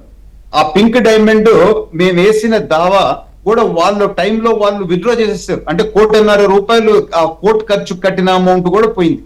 అంటే ఎటువంటి ప్రచారాలు వాళ్ళు చేసినారో చూడండి. అదే విధంగా ఎలక్షన్స్ ముందు ఆ గొడ్డలి ఇన్సిడెంట్ తర్వాత నారాసుర రచ్చ చరిత్ర అని చెప్పి అదొక ప్రచారం ఏ విధంగా చేసినారు. సో ఒకసారి ఈ పాత చరిత్ర అంతా కూడా మనం చూస్తా రావాలా. వైఎస్ఆర్ ప్రభుత్వం అధికారంలో ఉన్నప్పుడు దాదాపు 350 గుళ్ళు మీద దాడులు జరిగినాయి, ధ్వంసం జరిగింది కదండి. ఇన్ని రోజులైనా కానీ టీడీపీ వచ్చిన తర్వాత ఒక్క గుడి పైన కూడా అటాక్ ఎందుకు జరగలేదు, దాని వెనకాల అర్థమైంది అని చెప్పి ఒకసారి ఆలోచించాలి. గతంలో మీరు చూస్తే పవన్ కళ్యాణ్ గారి తల్లిని దూషించినారు టీడీపీ వాళ్ళు అని చెప్పి దుష్ప్రచారం వీళ్ళే చేశారు. తర్వాత సరే పవన్ కళ్యాణ్ గారు తెలుసుకున్నారు అది వైఎస్ఆర్ వాళ్ళు చేసినారు అని చెప్పి. సో ట్రాక్ రికార్డ్ మనం చూస్తే క్లియర్ గా వాళ్ళు ఎటువంటి వాళ్ళు అర్థం అందరికి అవుతా ఉంది. మరొకసారి మన వ్యూవర్స్ అందరికి కూడా గుర్తు చేయాలి. ఇప్పుడు ఏం చేసినారు వీళ్ళ స్ట్రాటజీ, మేము స్టడీ చేస్తూ ఉన్నామండి. ఒక యూట్యూబ్ ఛానల్స్ ఒక గుంపు తీసుకొని వచ్చి ఇవన్నీ ఎట్లా దుష్ప్రచారం చేయాలని చెప్పి ఒక పగడ్బందీ ప్లాన్ తో వాళ్ళు ముందుకు పోతా ఉండరు. కానీ వాళ్ళ రాజకీయ నాయకులందరూ టీవీల ముందుకు వచ్చి ఒక డ్రామా ఆర్టిస్టుల రకంగా తయారయ్యి డ్రామాలు చేస్తూ ఈ యాక్షన్లు చేస్తూ రకరకాల కథలు చెప్తా ఉండరు. నిన్ననే ఒక డిబేట్ లో నేను ఉండాను. అంబటి రాంబాబు గారు గత మంత్రి నాన్ స్టాప్ అమరావతి మీద దుష్ప్రచారం చేస్తూ ఉండడు. సరే నేను చెప్పిన ఒక నిమిషం ఉండు, నీకు ఎక్స్ప్లెయిన్ నేను చేస్తాను, మీరు మాట్లాడుతూ ఉన్నారు కదా అని అంటే టక్కని ఫోన్ పెట్టేసి నేను చెప్పినాను, ఇంకా ఆయన చెప్పేది వినండి అని చెప్పి ఫోన్ కట్ చేసి వెళ్ళిపోయినాడు. అంటే నాకు అర్థం కాదు. ఇక్కడ దీపక్ రెడ్డి గారు మీరు అన్నారు కాబట్టి నేను ఒక పాయింట్ తీసుకుంటున్నాను. ఇప్పుడు ఎవరి మాతృభూమి లేదా ఎవరి ఊరు ఎవరి జిల్లా వాళ్ళ గొప్ప, ఫైనల్గా మళ్ళీ వాళ్ళ రాష్ట్రము మన దేశము మళ్ళీ అదంతా మనదే. కానీ ముందైతే మన ఊరు అనే ఒక ఇది ఉంటుంది కదా. ఆయన పుట్టింది గుంటూరు జిల్లానే, ఆయన పనిచేస్తుంది అక్కడే, సత్తెనపల్లిలో పోటీ చేశాడు, అక్కడ మంత్రి అయ్యాడు గతంలో. అలాంటి వ్యక్తి అమరావతిని ఎలా వ్యతిరేకిస్తున్నాడండి? పోనీ రాయలసీమ వాళ్ళు లేకపోతే వైజాగ్ వాళ్ళు ఉత్తరాంధ్ర వాళ్ళు వ్యతిరేకించారంటే గతంలో మనం చూసాం, అది కొంత అర్థం చేసుకోవచ్చు, వాళ్ళకి ఇక్కడ ఇష్టం లేదు అని. ఈయన అక్కడే ఉండి అంటే కన్న తల్లినే ఇష్టపడని ఒక దగులుబాజీ రాజకీయం కనిపిస్తుంది నాకైతే. ఇప్పుడు నా ఊర్లో రాజధాని వస్తుందంటే నేను వ్యతిరేకిస్తానండి ఏ పార్టీ అయితే మాత్రం. నాకు వేరే వాళ్ళకి ఇష్టం లేకపోయినా నేను పోరాడతాను కదా పార్టీలకు అతీతంగా. ఆయన అక్కడే ఉండి అక్కడ రాజధాని వద్దంటున్నాడు, అక్కడ రాజధాని విమర్శిస్తున్నాడు అంటే దీన్ని ఎలా తీసుకోవాలి? I just can't understand. అదే ఆశ్చర్యం అండి. స్వార్థం కొరకు కన్న తల్లి లాంటి భూమి, కన్న తల్లి లాంటి ఊరిని కూడా అమ్మేదానికి సిద్ధమైన మనుషులు కొందరు రాజకీయాల్లో ఉన్నారు. అదే దౌర్భాగ్యము. ఇన్ని మాటలు మాట్లాడిన వాళ్ళు నేను ఉండు ఒక సెకండ్ మీతో మాట్లాడతానంటే అసలు క్వశ్చనే లేదు. నేను చెప్పినా ఇంకా ఆయన చెప్పేది ఏంటంటే ఫోన్ కట్ చేసేసాడు. ఫోన్ లో వచ్చింది నేను మీలాగా దూషించను, మీరు చేసినట్టు చేయను, నేనన్నీ వాస్తవాలు ముందు పెడతాను, ఉండండి పోవద్దు అని అంటే కూడా ఇంకా అసలు క్వశ్చనే లేదు. 5 సంవత్సరాల్లో ఒక్క ఇటుక రాయ కూడా ఇయ్యకుండా వాళ్ళు కూడా అమరావతి గురించి ఈ రోజు మాట్లాడుతున్నారు. ఎటువంటి దుష్ప్రచారాలు చేస్తున్నారో ఈ గత 2-3 రోజుల్లో కూడా చూడండి. సో వీళ్ళ సిద్ధాంతము, వీళ్ళ రాజకీయము కేవలము అసత్యాల మీద పుట్టిన రాజకీయమే. వాళ్ళ అసత్యాలు ఇనే మూడ్ లో ఆంధ్ర రాష్ట్ర ప్రజలు లేరు. అందుకనే ఆపోజిషన్ స్టేటస్ కూడా ఇవ్వకుండా వాళ్ళని తరిమేసిన పరిస్థితి మనకు కనపడతా ఉంది. కానీ దీని వెనకాల ఒక ఐఏఎస్ ఉన్నాడు, మాజీ ఐఏఎస్, ఆయన ఆఫీసర్లందరినీ గ్రూప్ చేస్తున్నారు అని చెప్పి ఈరోజు పేపర్ లో కూడా రావటం జరిగింది. ఆయన వల్లనే కదా సగం దెబ్బతిన్నారు అని చెప్పి మన రవిచంద్ర రెడ్డి గారు మీ పక్కనే ఉండరు. తర్వాత చాలా మంది చెప్పే మాట అదే కదా. ఇప్పుడు ఆయన మళ్ళా ఇప్పుడు ఈ రోజు కొత్తగా ఏదైనా గ్రూప్ చేస్తే ఎవరన్నా మంచోళ్ళు బ్యూరోక్రేట్ అనే వాళ్ళు వస్తారా అండి? ఇప్పుడు ఏమైంది కర్నూలులో ఆయన ఐఏఎస్ ఆయన తీసుకొని వచ్చి పెట్టినాడు. ఆయన ఓడిపోయి ఇప్పుడు రాజకీయానికి దూరమై కనీసం నియోజకవర్గానికి కూడా పోవటం లేదు. ఈయన నమ్ముకొని హిందూపూర్ లో ఇక్బాల్ గారిని తీసుకొని వచ్చినారు. ఇక్బాల్ గారు వీళ్ళ ద్రోహం తెలుసుకొని ఆ పార్టీని వదిలిపెట్టేసినారు. వీళ్ళకి సరిపోయే వాళ్ళు ఎవరంటే ఆ మాధవ్ లాంటి వాళ్ళు సరిపోతారు. ఎక్స్ ఎంపీ మాధవ్ లాంటాడు, ఇక్కడేమో ప్యాంట్ ఇప్పినాడు, ఆడేమో పొరుగు తీసేస్తాడు పార్లమెంట్ లో. ఇటువంటి వాళ్ళే సరిపోతారు. కానీ మంచోళ్ళు ఎవరు బ్యూరోక్రసీలో ఉండే వాళ్ళు వీళ్ళని నమ్ముకొని రారు. ఇప్పుడు వీళ్ళ ప్రయత్నం ఏంది అని అంటే, ఎవరన్నా ఈ బ్యూరోక్రట్స్ ని గ్రూప్ చేసే ప్రయత్నం ఏంది అని అంటే, మన మీద కేసులు ఉండే వాళ్ళు జైలుకు పోతామేమో, అందుకని మనం గ్రూప్ అయి మనల్ని మనం కాపాడుకోవాలా అని చెప్పి ఒక ప్రచారం చేసుకుంటూ అట్లా ఒక గ్రూప్ కట్టాలని చెప్పి ప్రయత్నిస్తున్నారు. కానీ అది ఖచ్చితంగా సక్సెస్ కాదు. ఎందుకంటే తప్పు చేసిన వాళ్ళు ఖచ్చితంగా లోకేష్ గారు చెప్పినారు 2 రోజులు లేట్ అయినా కానీ అందరు లోపలికి పోతారని చెప్పి క్లారిటీతో చెప్పడం జరిగింది. కానీ రోజు వాస్తవం ఏంది? YSR party Tadepalli YCP office close, Jagan jump బెంగళూరుకి, నాన్ రెసిడెంట్ ఆంధ్రుడు అయిపోయినాడు, వీకెండ్ పాలిటిషియన్ గా మారిపోయినాడు, ఆపోజిషన్ స్టేటస్ లేకుండా ఏ రోజు జైలుకు పోతామో, ఏ రోజు ఈ పార్టీ అనేది మూతబడిపోద్దో తెలియని గందరగోళంలో ఆ పార్టీ వైఎస్ఆర్ సంబంధించిన వాళ్ళు ఉండరు. ఇది లాస్ట్. ఇటువంటి కుట్రలన్నా కొన్ని చేస్తే ఏమన్నా మనం సర్వైవ్ అవుతామో అని చెప్పి కానీ మీరు అంటున్నారు. కానీ నాకు తెలిసి మీరు అంటున్నారు కానీ దీపక్ రెడ్డి గారు, విత్ డ్యూ రెస్పెక్ట్స్, ఆయన జైలుకు పోతామేమో, మన జైల్లో వేస్తారేమో, లేకపోతే ఏమైపోతామో, ఇలాంటి భయాలు ఆయనకు ఉన్నట్టేం కనపట్ల. చూసుకుందాం, జైలుకు పోయినప్పుడు చూసుకుందాం, జైలుకు పోయిన తర్వాత అంటే మనోళ్ళు ఉంటారు కదా ఎక్కడ పడితే అక్కడ అన్ని వ్యవస్థల్లో, వాళ్ళు చూసుకుంటారు. మహా అయితే చెప్పినాడు కదా ఏమవుతుంది, 3 నెలలు ఉంటారు లోపల ఉండి నన్ను తలుచుకోండి, నా జీవిత వీరగాథలు మీరు నెమరు వేసుకోండి, బయటకు వచ్చేస్తారు అని చెప్పాడు కదా వాళ్ళ నాయకులకి. ఆయన కూడా అదే ఫాలో అవుతాడు. ఇక్కడ పాయింట్ ఏంటంటే, మీరు అన్నారు ఒక ఐఏఎస్ సారథ్యంలో ఇదేదో నడుస్తోంది, గూడు పుటాని ఎంత సరుతుందో పేపర్లో వచ్చిందని మీరు ఉటంకించారు. నిజమే, ఒక ఐఏఎస్ సారథ్యంలో జరుగుతుంది, ఆయన వల్లనే కదా గతంలో దెబ్బతిన్నది, ఇప్పుడు వాళ్ళని నమ్మి ఎవరు పోతారని మీరు అన్నారు కదా. ఇక్కడ ఒక చిన్న ఎగ్జాంపుల్ చూపిస్తాను నేను. ఇప్పుడే ఒక ఎగ్జాంపుల్ చూపిస్తాను. ఇప్పుడు లిక్కర్ స్కామ్లో రాజకేశ్ రెడ్డిని పట్టుకొచ్చారండి. ఎంత కష్టపడితే దొరికాడు. సరే చివరికి ఆయనే వచ్చాడా, సరెండర్ అయ్యాడా, లేకపోతే పోలీసుల సిట్ కృషి వల్ల వచ్చాడా, వాట్ ఎవర్ వచ్చాడు కదా. కీలకమైన వ్యక్తి అతనే కదా లిక్కర్ స్కామ్లో రాజకేశ్ రెడ్డి. రాజకేశ్ రెడ్డి ద్వారానే నిజాలన్నీ బయటకు రావాలి కదా. తెలివైన క్రిమినల్ అని విజయసాయి రెడ్డి కూడా చెప్పింది ఎవరి గురించి? రాజకేశ్ రెడ్డి గురించే కదా. ఆ తెలివైన క్రిమినల్కి మీ వాళ్ళు, మీ ప్రభుత్వంలో మీ అధికారులు ఇస్తున్న అద్భుతమైన ట్రీట్మెంట్ ఏంటో ఒక్కసారి చూపిస్తా చూడండి. ఆ ఫోటోలు చూపించండి అమ్మ. అది రాజకేశ్ రెడ్డి సిట్ ఆఫీసులో కాలు మీద కాలు వేసుకుని, అది రాజకేశ్ రెడ్డి రాజభోగం. పక్కన అతని అనుచరుని పట్టుకొచ్చి వాళ్ళిద్దరు వదిలేసి ఫోన్ ఇచ్చారు. నా వాయిస్ ఫోన్ ఇచ్చారు. ఆయన్ని విచారణకు పిలుకొచ్చిన మనిషిని ఓపెన్గా అక్కడ వదిలేసి, మరి ఆ బిర్యానీలు పెట్టారో బీర్లు ఇచ్చారో ఏమో నాకు తెలియదు, నేను ఫోటోలో లేవు. కానీ ఎంత దారుణమైన ఇదంటే అతన్ని అతని అనుచరుణ్ణి అక్కడ వదిలేసి అక్కడ పెట్టి ఒక ఫోన్ ఇచ్చారు మాట్లాడుకుని. ఆ ఫోన్ ఎవరికి చేసి ఉంటాడు? మామూలుగా సిఐడి అయినా సిట్ అయినా ఇలాంటి కేసుల్లో తీసుకొస్తే మొత్తం ఫోన్లను లాగేసుకుంటారు, ఎవరితో మాట్లాడడానికి అవకాశం లేకుండా మూసేస్తారు కదా. అక్కడ ఇంకా ఫోన్ మాట్లాడుతాడు, మనోడు కాలు మీద కాలు వేసుకుని మంచిగా రిలాక్స్డ్గా. అదే పోలీసు విచారణ టోస్ మీద ఉండాలి కదా సార్. ఇంత పెద్ద స్కామ్లో పోలీసులు పట్టుకొచ్చి విచారణ పిలిస్తే టోస్ మీద కదా ఉండాలి. ఆ మనిషి అలా ఉన్నాడు అక్కడ. ఫోన్ ఎవరితో మాట్లాడుతున్నాడు? జగన్మోహన్ రెడ్డితో మాట్లాడుతున్నాడో లేకపోతే ఇంకెవరితోనో మాట్లాడుతున్నాడో, కింగ్ పిన్స్తో తెలియదు మనకి. ఏమన్నా మరి ప్రభుత్వంలో ఇంకెవరితోనో మాట్లాడుకుంటున్నాడు, ఐ డోంట్ నో. ఏదైనా ఊహించుకోవచ్చు. ఇక్కడ సత్యమూర్తి గారు ఆ సీన్ చూస్తున్నా మీకు ఏమనిపిస్తుంది చెప్పండి. ఏమన్నా ఇప్పుడున్న ప్రభుత్వంలో నేరస్తుల్ని శిక్షించే విధంగా జరుగుతున్న చర్యలాగా ఉన్నాయి ఆ ఫోటోలు? ప్రభుత్వం గుణపాఠం నేర్చుకోవాల్సిన అవసరం లేదా? I'm questioning. ఖచ్చితంగా ఉందండి. ఇక్కడ మనం బోర్గడ్డ అనిల్ దగ్గర నుంచి మనం చూస్తూనే ఉన్నాం.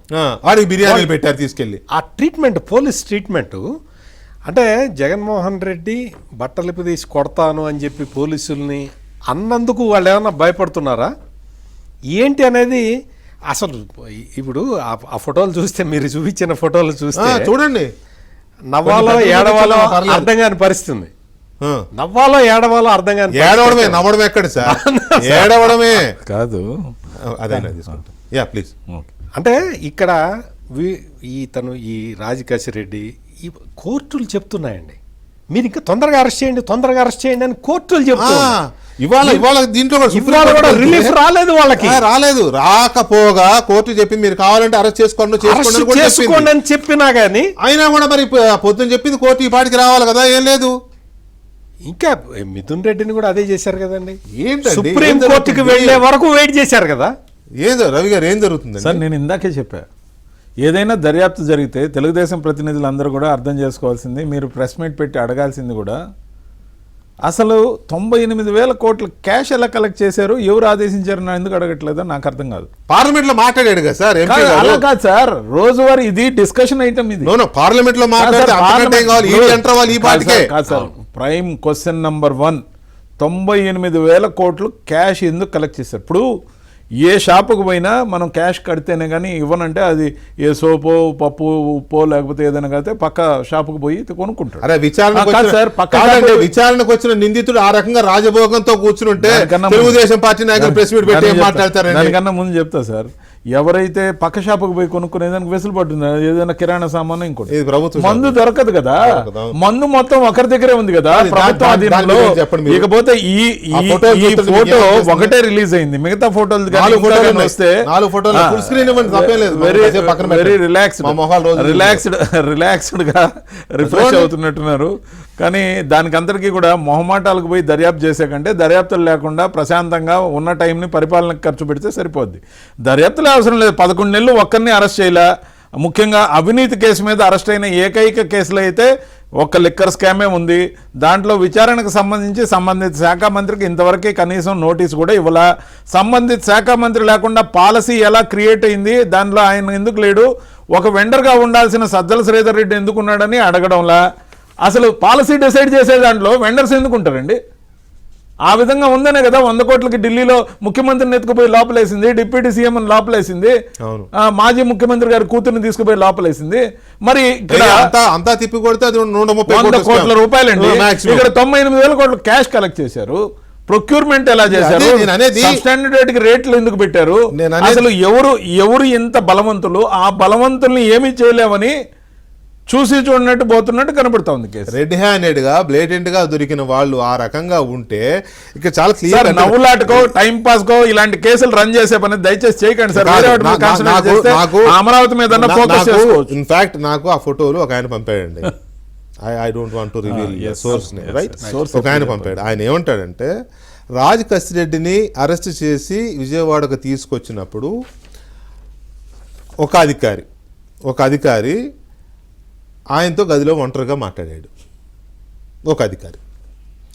తర్వాత రాజ్ కసిరెడ్డి భార్య దివ్యారెడ్డి పైన లుకౌట్ నోటీసులు ఉన్నాయి కదా, లుకౌట్ నోటీసులు ఉపసంహరించుకోవాలని దర్యాప్తు అధికారికి ఆదేశాలు జారీ చేశారు. రాజ్ కసిరెడ్డి ఆస్తులను స్వాధీనం చేసుకోవద్దని కూడా ఆదేశాలు జారీ చేశారు. దీని అర్థం ఏంటి? దీని అర్థం ఏంటి? ఇప్పుడు ఆయన వైఫ్ ఏదో హాస్పిటల్కి డైరెక్టర్గా ఉన్నారు, అదే అట్లాగే కదా, ఆ లీడ్స్ అన్ని పట్టుకుంటేనే మనోడు ఎక్కడో ఉన్నాడు, ఇక వచ్చాడు మొత్తం అదే కదా, కలువులోంచి బయటకు వచ్చాడు. ఇప్పుడు ఇవన్నీ జరుగుతుంటే నాకు ఆయన పెట్టిన ఏం పెట్టాడు తెలుసా? సార్ ఇది లిక్కర్ స్కామా సిట్ స్కామా అని అడిగాడు. లిక్కర్ స్కామ్ మీద దర్యాప్తు చేస్తున్నారా లేకపోతే ఇప్పుడు సిట్ స్కామ్ మీద దర్యాప్తు చేయాలని అడిగాడు. ఈ జరుగుతున్న పరిస్థితిని ఎట్లా అర్థం చేసుకోవాలి మనం? ఇక్కడ అంటే మెయిన్గా వీళ్ళందరూ కూడా అసలు ఈ పోలీసులు లేకపోతే వాళ్ళ ఇన్వెస్టిగేషన్ జరుగుతున్న తీరు చూసిన తర్వాత తెలుగుదేశం పార్టీ కార్యకర్తలకే అసహనం వస్తున్నది కదా, వేరే వాళ్ళ సంగతి పక్కన పెడితే వాళ్ళకే అసహనం వస్తున్నది. ఏంటిది ఇట్లా జరుగుతున్నది ఏంటి, ప్రభుత్వం ఎందుకు స్ట్రిక్ట్గా ఉండట్లేదు అనేది పెద్ద పాయింట్. ఇప్పుడు ఇందాక ఉండవల్లి అరుణ్ కుమార్ ప్రెస్ కాన్ఫరెన్స్ పెట్టి పిఎస్ఆర్ ఆంజనేయులను ఎందుకు అరెస్ట్ చేస్తారు, డైరెక్ట్గా జగన్ అరెస్ట్ చేయొచ్చు కదా అని చెప్తున్నాడు. అంటే జగన్ కదా చేయించింది, ఆ కాదంబరి జత్వాని కిడ్నాప్ అవన్నీ జగన్ చేయించాడని చెప్తున్నారు కదా, పిఎస్ఆర్ ఆంజనేయులను అరెస్ట్ చేయడం ఎందుకు, జగన్ అరెస్ట్ చేయొచ్చు కదా అని చెప్తూ ఉన్నాడు. అంటే సీరియస్ అది, అంటే ఆయన అంటే జగన్ మీరేం చేయలేరు, జగన్ మీరేం చెయ్యలేరు అని చెప్పటం ఉండవల్లి అరుణ్ కుమార్ ఉద్దేశం కావచ్చు. అంతే, ఇంకా ఉద్దేశం కావచ్చు ఉంది, ఆయన సెటైర్స్ అలాగే ఉంటాయి. ఈ రకంగా అంటే మొత్తం జగన్మోహన్ ఇప్పుడు మద్యం కుంభకోణంలో మొత్తం అంతా కూడా ఎక్కడికి పోతున్నాయండి, భారతీయ సిమెంట్లో ఒక డైరెక్టరు మొత్తం ఇదంతా చేశాడు అని ఆ బాలాజీ కోసం ఇదంతా జరుగుతూ ఉన్నది కదా. ఏం కావాలి మీకు, ఇంకేం ఆధారాలు కావాలి, ఎట్లా కావాలి అంటే ఎవరు తీసుకొచ్చి ఇవ్వాలి ఆధారాలు? రైట్, ఇక్కడ దీపక్ రెడ్డి గారు పాయింట్ ఏంటంటే, ఒకవైపేమో జగన్మోహన్ రెడ్డి ఈ బ్యూరోక్రాట్స్ని అడ్డం పెట్టుకొని కొంతమంది మాజీ బ్యూరోక్రాట్స్ని పెట్టి ఒక ముఠాని తయారు చేసి, పేటీఎం ముఠానో లేకపోతే మేధావుల పేరుతో తయారు చేసిన ఒక ముఠానో లేదా ఒక తోడేళ్ల గుంపును తయారు చేసి ఒక కుట్ర చేస్తున్నాడు అనేది ఒకటి బయటకు వస్తూ ఉంది. ఒకవైపేమో కుట్రల రూపంలో కూటమి ప్రభుత్వం పైకి ఆయన చేస్తున్న దాడి ఒకటి చూస్తున్నాం మనం. రెండో వైపు ఇంటర్నల్గా చేయాల్సిన పని చేయకుండా దొరికిన వాళ్ళని ఫిక్స్ చేసి ఇంకా అంతకంటే పై వాళ్ళు ఎవరున్నారు అనే దాన్ని కూపీ లాగాల్సిన అధికారులు ఈ రకంగా చేస్తూ ఉంటే ఇవన్నీ ఎటుపోతున్నాయి. దీనికి ఇంకొక ఎగ్జాంపుల్ కూడా చెప్తాను నేను. ఇప్పుడు ఇవాళ సుప్రీంకోర్టు ముగ్గురు అధికారుల విషయంలో, ఎవరెవరు ఆ ముగ్గురు, ధనంజయ రెడ్డి గారు అండ్ ఇంకొక ఇద్దరు, ఆ ముగ్గురికి వాళ్ళు యాంటిసిపేటరీ బెయిల్ కోసం అయితే కుదరదు అని చెప్పేసింది సుప్రీంకోర్టు. చెప్పడమే కాకుండా మీరు కావాలంటే వాళ్ళని అరెస్ట్ చేసుకోండి అని చెప్పింది కదా పోలీసులకి. అది ఏంటి అనే దాని మీద ఇంతవరకు క్లారిటీ లేదు. Point number 1. Point number 2, simple question అండి. మీలాంటి రాజకీయ నాయకులు లేకపోతే ఇంకెవరన్నా బాధ్యత లేని కొంతమంది ఉంటారు కదా, వాళ్ళు చట్టాన్ని గౌరవించలేదు, చట్టాన్ని ధిక్కరించారంటే ఏమో వాళ్ళు అంతేలే అనుకోవచ్చు. సార్ ఐపీఎస్లు సార్, వీళ్ళు చట్టాన్ని కాపాడాల్సిన వాళ్ళు, చట్టానికి నిబద్ధులై పనిచేసిన వాళ్ళు, రాజ్యాంగానికి లోబడి పనిచేయాల్సిన వాళ్ళు. వీళ్ళు జత్వానీ కేసులో ఇవాళ సిఐడి విచారణకి రమ్మని నోటీసులు ఇస్తే ఇద్దరు ఐపీఎస్లు కాంతి రాణా టాటా అండ్ విశాల్ గున్ని అసలు రిప్లై కూడా లేదు, విచారణకు హాజరు కాలేదండి. కనీసం మేము ఇవాళ రాలేకపోతున్నాం, మాకు ఇంకో రోజు వస్తాం, మాకు హెల్త్ బాగాలేదు, నాకు మోషన్స్ అవుతున్నాయి, లేదా నాకు వామిటింగ్స్ అవుతున్నాయి, ఏదో ఒకటి చెప్పాలి కదా. ఏమీ చెప్పకుండా, రిప్లై లేకుండా కనీసం విచారణ కూడా రాలేదంటే వీళ్ళు ఐపీఎస్లుగా ఉండడానికి అర్హులా? ప్రభుత్వం వీళ్ళ మీద ఎలాంటి యాక్షన్ తీసుకోదా? ఈ అంశాలు మాట్లాడదామండి ఒక చిన్న బ్రేక్ తర్వాత. Right, welcome back to the debate. Deepak Reddy గారు, ఇక మీ టర్న్. ఇప్పుడు బయట నుంచి కుట్రలు ఒకవైపు, ఇంటర్నల్గా ఇగో ఇలాంటి ఇవి ఎలా అర్థం చేసుకుంటారు ప్రజలు? దీంతో టూ ఆస్పెక్ట్స్ అండి. ఒకటి కుట్రలకు సంబంధించి, ఇంకోటి కేసెస్ పనిష్మెంట్ సంబంధించి. ఫస్ట్ కుట్రల ఆస్పెక్ట్ కి వస్తాం. ఆ యూట్యూబర్స్ పేటిఎం బ్యాచ్ వీళ్ళ తత్వం ఇది అని చెప్పి ప్రజలకి తెలుసు, అందుకని దాని గురించి పెద్ద మనం పట్టించుకోవాల్సిన అవసరం లేదు. వాళ్ళ ఎమ్మెల్యేలు లీడర్లు చెల్లని నాణ్యాలు అయిపోయినారు, వాళ్ళ బతుకుతెరువు కోసం ఏదో మాట్లాడుకుంటున్నారని చెప్పి ప్రజలకు అర్థమవుతా ఉంది. రెండోది ఈ ఐఏఎస్లు చేసే ఇప్పుడు గ్రూపు ఇవన్నీ కూడా పెద్ద సీరియస్ గా తీసుకోవాల్సిన అవసరం లేదు. సీరియస్ గా తీసుకోవాలండి సార్ దీపక్ రెడ్డి గారు, మీరు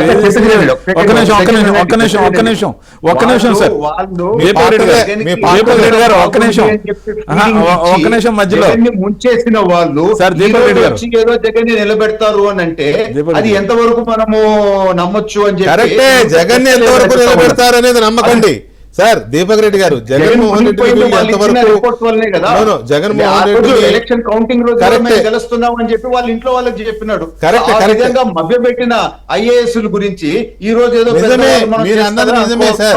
జగన్మోహన్ రెడ్డిని ఇలాంటి క్రెడిబిలిటీ లేని వాళ్ళు జగన్మోహన్ రెడ్డిని ఎంతవరకు నిలబెడతారు అనే క్వశ్చన్ కరెక్టే, కొంతవరకు కావచ్చు. కానీ జగన్మోహన్ రెడ్డి నిలబెట్టే సంగతి పక్కన పెట్టండి, మిమ్మల్ని డ్యామేజ్ చేస్తున్నారు కదా ఇంటర్నల్ గా. మీరు ఇందాక ఏమన్నారు? సారీ, ఆర్గ్యుమెంట్ కాదు కానీ, మీతో ఆర్గ్యుమెంట్ కాదు కానీ, ఇందాక మీరు ఏమన్నారు? వీళ్ళ మాటలు విని ఐఏఎస్ ఐపీఎస్ ఎవరండి వీళ్ళ మాట వినేది అన్నారు మీరు. ఇప్పుడు చూసారుగా, చూపించానుగా ఫోటోలు. నేను దానికే వస్తాను. మీరు నాకు ఒక సెకండ్. 2019లో తెలుగుదేశం పార్టీ దేనికి ఓడిపోయింది అని చెప్పేది ఒక క్లారిటీ మాకు వచ్చింది. ఇటువంటి దుష్ప్రచారాలకన్నిటికీ మేము తిప్పి కొట్టలేదు, మేము ఎంతసేపు డెవలప్మెంట్ అనే దాని వల్లనే ఓడిపోయినాము అని ఒక క్లారిటీ మాకు ఉంది. అందుకనే ఇప్పుడు నుంచి వాళ్ళు చేసే ఈ దుష్ప్రచారాలన్నిటికీ కౌంటర్లు సరిగ్గా ఇవ్వాలా అనే క్లారిటీ మా పార్టీలో అయితే ఉంది. సో ఆ యాక్షన్ మేము తీసుకోబోతున్నాం. సో ఇక్కడ కేసు ఇష్యూస్ అడగండి మీరే. అంటే వస్తా అదే ఈ కేసు ఇష్యూకి సాఫ్ట్ గా పోతుండారు అని చెప్పి మన రవిచంద్రారెడ్డి గారు పాత వైసీపీ రక్తం తో మాట్లాడుతూ ఉన్నాడు. చంద్రబాబు నాయుడు గారు జగన్మోహన్ రెడ్డి లాగా కక్ష తీసుకొని శుక్రవారం ఎత్తుకోబోవాలా, ఇల్లీగల్ కేసులు పెట్టాలా, జేసీబీలు పంపించి ఎరగొట్టాల ఇల్లులు అనే మనస్తత్వం ఉండే మనిషి కాదండి. కానీ లోకేష్ గారు కామెంట్స్ మీరు చూడండి, క్లియర్ గా 2 రోజులు లేట్ అయినా కానీ పక్కా ఇన్వెస్టిగేషన్ చేస్తాము, ఫ్యాక్ట్స్ అన్ని తీసుకుంటాము, వదిలిపెట్టే ప్రసక్తే లేదు, మేము యాక్షన్ తీసుకుంటాము అని చెప్పి ఒకసారి కాదు మల్టిపుల్ సార్లు లోకేష్ గారు అన్నారు. Agreed sir, agreed. లోకేష్ గారు అన్న మాట నిజమే, లోకేష్ గారు అన్న మాట నిజమే. కానీ కస్టడీలో ఉన్న వ్యక్తి సెల్ ఫోన్ ఎలా మాట్లాడతాడు? కస్టడీలో ఉన్న వ్యక్తి సెల్ ఫోన్ ఎలా మాట్లాడతాడు? ఎవరితో మాట్లాడుతున్నాడు? ఎవరు సలహాలు తీసుకుంటున్నాడు?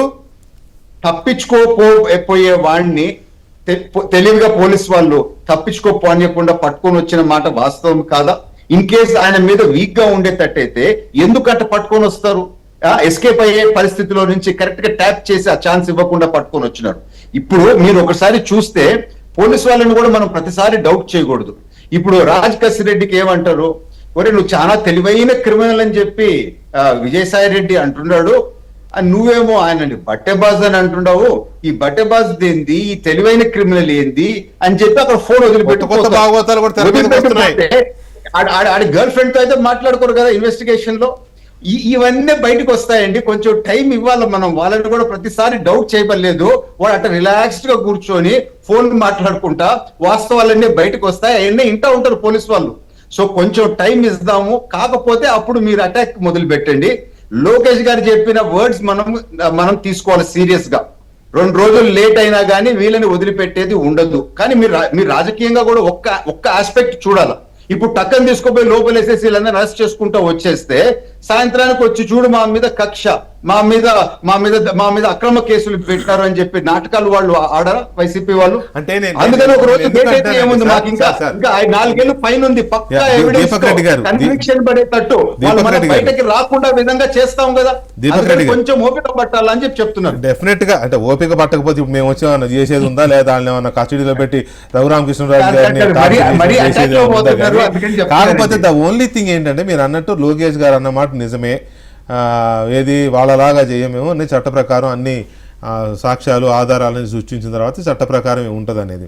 కానీ అలా ఉంటుందని అయితే నేను అనుకోవట్లా. విచారణకు తీసుకొచ్చిన మనిషి, కస్టడీలో ఉన్న మనిషి ఇంకా నయం మడత మంచం ఒకటి వేయలే, మడత మంచం బెడ్ ఒకటి వేసి ఇది చేస్తే వేరుగా ఉంటుంది. సరే ఓకే, అది కూడా కాసేపు పక్కన పెడతాను. నేను పాయింట్ ఏంటంటే ఇంత పెద్ద లిక్కర్ స్కాము, ఇది మొత్తం ప్రపంచంలోనే అతిపెద్ద స్కామ్ అని పార్లమెంట్లో మాట్లాడితే ఇంతవరకు ఈడీ ఎందుకు అటెండ్ అవ్వలేదు ఇంకా అని మనమే ఒక ప్రశ్నిస్తున్న నేపథ్యంలో ఆయన కస్టడీలో ఉండి ఆ రకంగా ఉంటే, ఇవాళ సుప్రీంకోర్టులో 3 ఎదురు దెబ్బ తగిలితే వాళ్ళది అలా ఉంటే, సార్ ఐపీఎస్లు సిఐడి విచారణకు రమ్మని పిలిచింది సార్. జత్వానీ కేసులో విచారణకు రమ్మంటే సపోజ్ మీకే ఒక నోటీస్ వచ్చిందండి అనుకుందాము, మీరేమంటారు? నేను పలానా రోజు రాలేను, నాకు ఇంకొక రోజు ఇవ్వండి అని అడుగుతారు కదా. నన్ను కూడా పిలిచారు జగన్మోహన్ రెడ్డి హయాంలో, అడిగితే నేను 3 సార్లు డేట్ తీసుకుని 4వ సారి వెళ్ళాను, 2 రోజులు విచారణ చేశారు, అది వేరే విషయం. అసలు అది కూడా ఇవ్వకుండా విచారణకు చెప్పా పెట్టకుండా డుమ్మా కొట్టారు అంటే ఏంటి ఆ ధైర్యం ఏంటి? ఎవరు వాళ్ళకి ఆ ధైర్యం ఇస్తున్నారు? ఒకవేళ ఏమైనా పాజిటివ్ యాంగిల్ ఉందా ఇందులో? ఒకవేళ పిఎస్ఆర్ ఆంజనేయులు పట్టించారు కదా, మీరు రాకపోయినా పర్లేదులే ఏమైనా భరోసా ఇచ్చారు వాళ్ళకి? I don't know. ఇది చాలా మంచి పాయింట్ మీరు రేస్ చేశారండి. కానీ కొన్ని సార్లు మనము నగ్న సత్యాలు మాట్లాడుకోవాలి. ఈ వ్యవస్థలో ఈ రోజు రన్ చేసేది ఎవరండి? పూర్తిగా ఐఏఎస్లు ఐపీఎస్లే కదా. డెఫినెట్ గా ఆ సిస్టమ్ ని వాళ్ళు ఆ విధంగా తయారు చేసుకున్నారు, వాళ్ళ అడ్వాంటేజ్ విధంగా తయారు చేసుకున్నారు. సో ఖచ్చితంగా ఇది బ్రిటిష్ టైంలో బ్రిటిష్ వాళ్ళు పెట్టుకున్న సిస్టమ్, ఈ కలెక్టర్ సిస్టము, వాళ్ళకి డబ్బులు కలెక్ట్ చేసుకునే సిస్టము. సో ఆ పాత పనికిమాల సిస్టమ్ ని మనం ఇంకా కంటిన్యూ చేస్తూ ఉన్నాము. ఈ ఐఏఎస్లు ఐపీఎస్లు are one of the biggest stumbling blocks in our administration. And మన దేశం ముందుకు పోయేదానికి కూడా వెనక్కి లాగే వాళ్ళు వీళ్ళు కీ అని నేను నమ్ముతున్నాను. ఇటువంటి లకూనాస్ అన్నిటిని కూడా మనం సమాజంలో డిస్కస్ చేయాలి. చాలా మంచిది మీరు ఇటువంటి పాయింట్స్ రేస్ చేయటం. So yes they are some issues, కానీ వాళ్ళ చేతిలో అధికారం ఉంది కనుక వాళ్ళ సిస్టమ్ ని మ్యానిపులేట్ చేసుకోగలుగుతా ఉన్నారు. ఇటువంటి తప్పుల్ని కూడా మనము సిస్టమ్ లో కరెక్ట్ చేసే విధంగా ముందుకు పోవాలి. Yes, I agree. Right. Satyamurthy గారు, ఇక్కడ చాలా కీలకమైన పాయింట్ ఏంటంటే ఈ మొత్తం ఈ క్రక్స్ ఆఫ్ ది ఇష్యూ మనం తీసుకుంటే, ఇప్పుడు జగన్మోహన్ రెడ్డి ఈ అంకంలో, నాటకంలో 2వ అంకం 3వ అంకం ఉంటాయి కదా, ఈ అంకంలో ఇంతకుముందు ఐప్యాక్తో నడిపించాడు కదా, ఇప్పుడు ఐఏఎస్ని దింపాడు రంగంలోకి. బ్యూరోక్రసీ ఐప్యాక్ ఉంది, ఐప్యాక్ ఏంటి ఎగ్జిక్యూషన్ మాత్రమే, కానీ వ్యూహరచన అంతా బ్యూరోక్రాట్స్ని దింపాడు. మాజీ రిటైర్డ్ ఐఏఎస్ని దింపాడు. దింపడంతో పాటు ఒక యూనియన్ లీడర్ని దింపాడు. యూనియన్ లీడర్కి ఏంటంటే సెక్రటేరియట్లో వివిధ విభాగాల్లో ఆయన మనుషులు ఉంటారు, ఆ యూనియన్ వాళ్ళు ఎవరో ఉంటారు, వాళ్ళ ద్వారా ఇన్ఫర్మేషన్ తెచ్చుకోవడం. ఇవన్నీ వీకెండ్ వచ్చేసరికి హైదరాబాద్లో సమావేశం అవ్వడం. సో బ్యూరోక్రసీని ఆధారంగా చేసుకొని వ్యూహరచన చేయడం వెనుక గూడుపుటాని ఏంటి? వాళ్ళని ఎందుకు ఎంచుకున్నాడు? ఇక్కడ అంటే వాళ్ళు చేసే పని ఏంటి అంటే, ఏ పాయింట్ తీసుకుంటే ప్రజల్ని కన్విన్స్ చేయొచ్చు, అంటే అది తప్ప రైట్ అనేది కాదు, ఏ పాయింట్ తీసుకొని ప్రజల్ని మనం మభ్యపెట్టచ్చు అనే దాని మీద రీసెర్చ్ ఎక్కువ దాని మీద స్ట్రెస్ చేస్తారు. దాని మీద వీళ్ళు రీసెర్చ్ చేసి వాళ్ళకి ఇస్తే వాళ్ళు అదే వదులుతారు. ఇక వాళ్ళు వదులుతూ పేటిఎం, మేధావులు ముఠా ఇవన్నీ వదులుతున్నారు. ఇప్పుడు అమరావతి ఎగ్జాంపుల్ తీసుకోండి. అమరావతిలో ఏం జరుగుతున్నది? మొత్తం ఇతర ప్రాంతాల డబ్బులన్నీ తెచ్చి అమరావతిలో కొమ్మరిస్తున్నారు అనే ప్రచారాన్ని చేస్తున్నారు.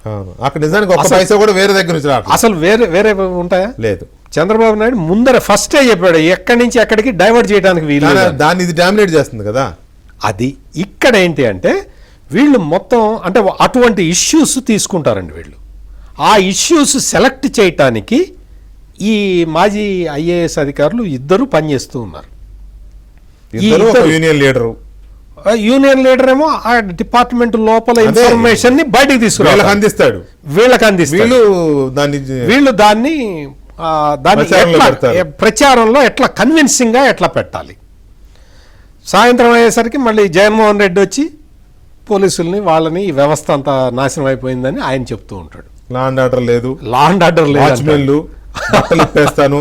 మొత్తం ఇవన్నీ ఆయన చెబుతాడు. ఇక్కడ పోలీసులేమో నిందితులకి లాంగ్ రోప్ ఇస్తున్నారు. మరి అంత లాంగ్ రోప్ ఎందుకు ఇస్తున్నారో మనకు తెలియదు. జగన్మోహన్ రెడ్డి వచ్చి విచారంలో స్టైల్ ఆఫ్ ఇదేమో నాకు తెలియదు మరి.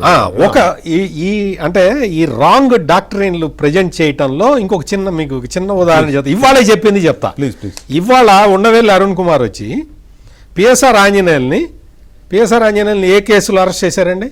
కాదంబరి జత్వాని కేసులో. ఇది ఆంధ్రప్రదేశ్లో ఏ 3వ తరగతి పిల్లాడిని అడిగినా చెప్తాడు, అంత విస్తృతంగా అందరికీ తెలుసు. ఆయన వచ్చి పరిమళ నత్వాని అంటే ఎవరికి తెలియదు, కాదంబరి జత్వాని అందరికీ తెలుసు. కాదంబరి జత్వాని అంటే అందరికీ తెలుసు కదా. ఉండవెల్లి అరుణ్ కుమార్ ఈ రోజు వచ్చి చెప్తున్నాడు, అతను ఆసియాలో బిగ్గెస్ట్ 7th బిగ్గెస్ట్ ఆయన రిచెస్ట్ పర్సన్ని ఆ కేసులో అరెస్ట్ చేశారని చెప్తాడు. జిందాల్ కేసులో తప్పు కదా. అరెస్ట్ చేసి ఇక్కడ ఆ కుక్కల విద్యాసాగర్ ఆ కేసు కదా ఈయన అరెస్ట్ చేసింది. ఇదెందుకు చెప్పరు అంటే కావాలని రాంగ్ మెసేజ్లు పంపించటానికి రకరకాల సోర్సుల్ని వీళ్ళు వాడుతూ ఉన్నారు. అసలు కేసు ఏంటి? ఆ జిందాలు ఇది మనకు అనవసరం. ఈ అమ్మాయిని ఇక్కడ నుంచి పోలీసులు వెళ్ళి అర్ధరాత్రి పట్టుకొచ్చి 42 రోజుల పాటు హింసించారు. ప్రైవేట్ దీంట్లో కూడా ఆ అమ్మాయి చెప్పింది. కనీసం ఆ అమ్మాయే కాదు, ఆ అమ్మాయి తల్లిని తండ్రిని ఇద్దరిని తీసుకొచ్చారు, ప్రైవేట్ తెచ్చారు. Control room, Vijayawada control room లో ప్రైవేట్ గా పెట్టి విచారించాల్సిన అవసరం, రోజు రాత్రి వెళ్ళేవాళ్ళంట, రోజు నైట్ వెళ్ళి విచారించాల్సిన అవసరం ఏంటి? అవి కదా కేసు. అది వదిలేసి ఆ కేసు కాకుండా ఆ బాంబేలో కేసు, ఆ కేసు పెండింగ్ లో ఉండంగా ఈయన ఎట్లా అరెస్ట్ చేస్తారని ఉండవెల్లి అరుణ్ కుమార్ ప్రశ్నిస్తూ లాంటి మేధావి అసలు no doubt is an intellectual. ఆయనే మరి అలా ప్రశ్నించాడంటే ఏమో దాన్ని ఎటు డైవర్ట్ చేయడానికి, లేకపోతే ఆయన ఉద్దేశం ఏంటో నాకు తెలియదు. అంత గొప్ప ఆయన్ని అనలైజ్ చేసేంత. ఇంకొక ఆయన వైజాగ్ లో ఉంటాడు, ఆయన విజయవాడలో ఆయన ఉంటాడు, లింకులు పంపుతాడు ఒక ఆయన, విజయవాడలో ఆయన ఉంటాడు. వీళ్ళందరూ కూడా అసలు విజయవాడ అంటే నా కొలిగ్ ఒక ఆయన ఉంటాడు, ఆయన కాదు. విజయవాడలో అంటే మళ్ళీ నా ఫ్రెండ్ ఒక ఆయన ఉన్నాడు, ఆయన కాదు, పెద్ద ఆయన ఒక ఆయన ఉన్నాడు. సో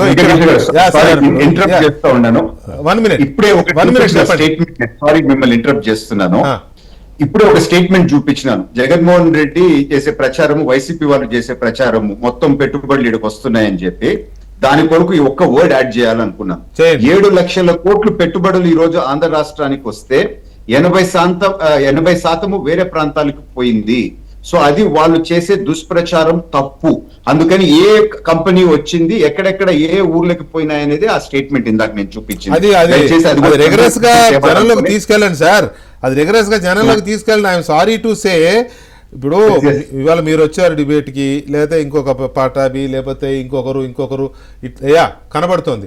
ఇట్లా మాకు లెక్కేస్తే ఒక 5-6 తప్ప అసలు ఫోర్స్ఫుల్ గా ఇది అని మాట్లాడే వాళ్ళే దొరకడం లేదు. మరి అంత రిలాక్స్ అయిపోతున్నారా అధికారం రాగానే? ఐ డోంట్ నో పరిస్థితి. మీరు అర్థం చేసుకోండి, మీరు ఎక్కడన్నా క్యారీ చేయండి సార్. ఇప్పుడు జత్వాని కేసు ఉంది, దీపక్ రెడ్డి గారికి నా సూటి ప్రశ్న.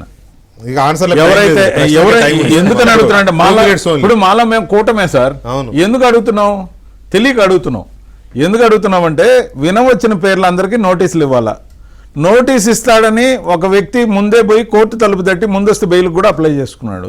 సీతారామాంజనేయులు గారిని అరెస్ట్ చేశారు, మిగతా 2కి నోటీసులు ఇచ్చారు. అది కూడా కోర్టు అన్న తర్వాత. సారీ, ఇక్కడ మీకు అడ్డుపడుతున్నా. అసలు ఇంత జరుగుతుంటే సీతారామాంజనేయులు ఎందుకు అరెస్ట్ చేయలేదు మీరు? కోర్టు అడిగింది ఎప్పుడో 4 నెలల క్రితమే. తర్వాత వీళ్ళందరితో పాటు కాంక్రీట్ కుర్చీ గురించి ఎందుకు నోటీస్ సర్వ్ చేయలేదని అడుగుతున్నాను నేను. చాలా స్కామ్లు ఉన్నాయి అవి.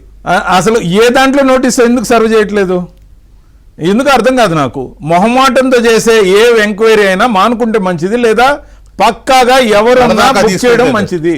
అంతేగాని తూతు మంత్రంగా చేస్తే ఇదో ఇలా రిలాక్స్డ్ గా ఫోన్లు మాట్లాడుకుంటూ కాలు మీద కాలు వేసుకుని జల్సా, ఎక్కడున్నా జల్సా అంటే డబ్బు విపరీతంగా విస్తృతంగా 100 కోట్లకు బదులు 1000 కోట్లు, 1000 కోట్ల బదులు ఇంకా ఎక్కువ సంపాదిస్తే ఎక్కడున్నా అత్తవారిలాగా బ్రహ్మాండంగా ఉండొచ్చు.